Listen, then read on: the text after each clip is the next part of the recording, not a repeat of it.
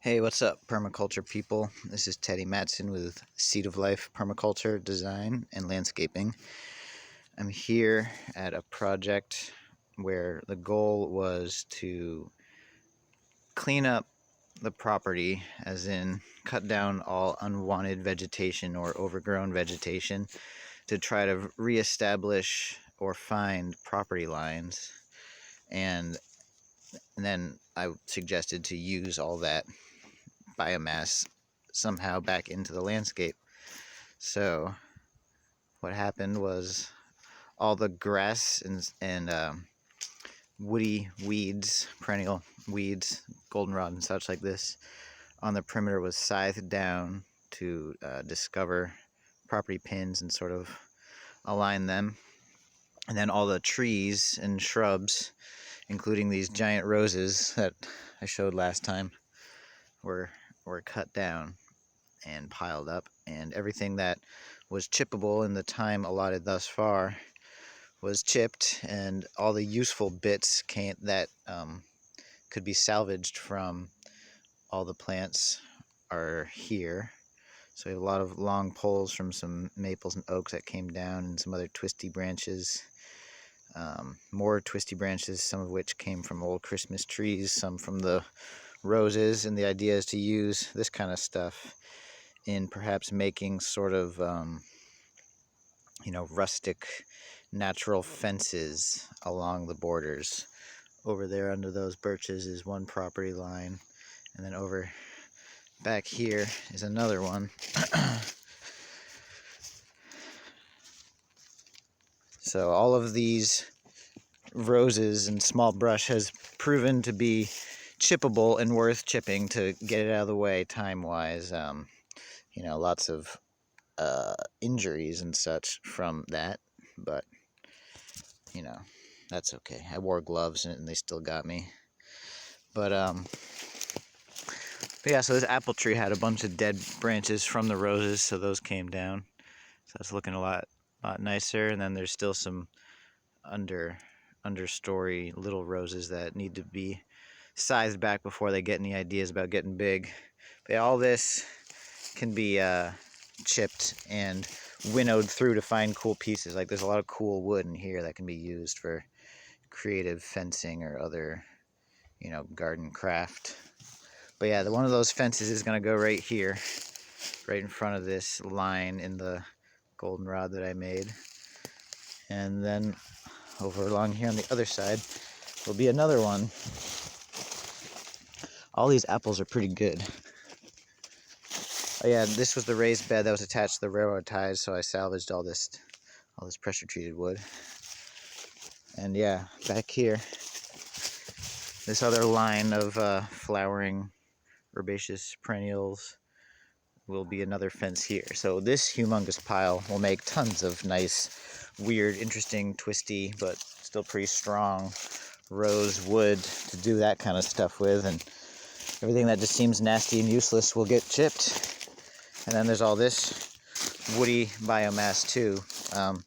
Might just want to stay here because the soil underneath it's pretty dry and crumbly and likely to erode. But this is obviously a new cleared area. Those roses are certainly going to come back, but they will be pruned to be shapely and under control. So the voids can be filled by something else. We have these 3 little apple trees here. And I think, actually this one's a pear, I think.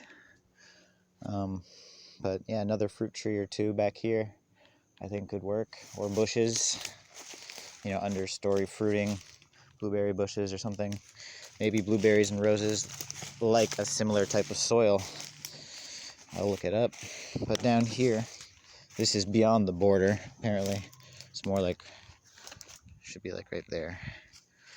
But yeah, this is a little weird wet slope.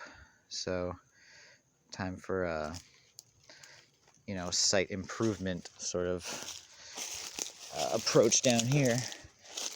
And then there's talk of using stones to make some terrace walkway, flat areas to plant. So that's what's going on. I guess basically what I really wanted to get at in this video is talking about chipping and collecting all that biomass. So here is what's left over from going into the compost bin. All the herbaceous perennial weed plants, and then soil that came out of the hugel bed that was made under this compost system. That soil was layered with this stuff in this, so it's already shrunk. This was just filled, overflowing 2 days ago, so it's gone down 6 or 8 inches already.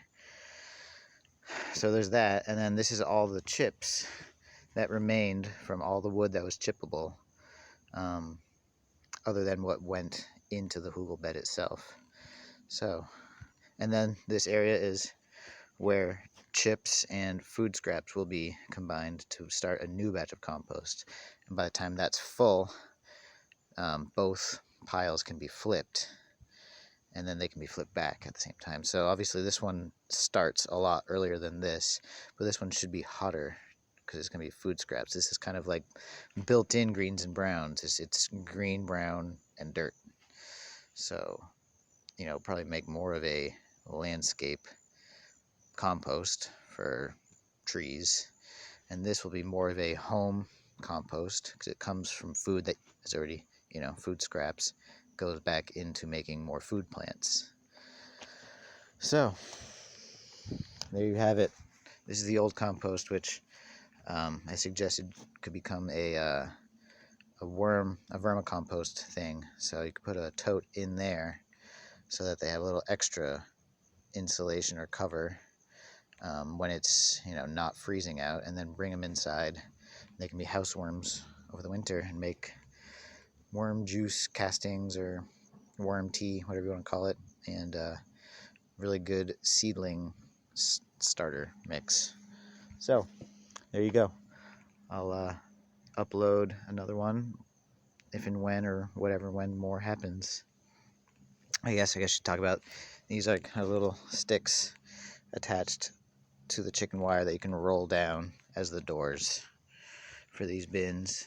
And these are just poles that came from something in the landscape, and they're just kind of making less of a gap between the roof and the door. So the roof is just like the doors, a stick nailed to chicken wire that can roll down to uncover which bin, so you can go from either direction. So if you want to get to the middle one, you kind of got to go all the way, or 2/3 of the way either way. But anyways, I'll be on my way.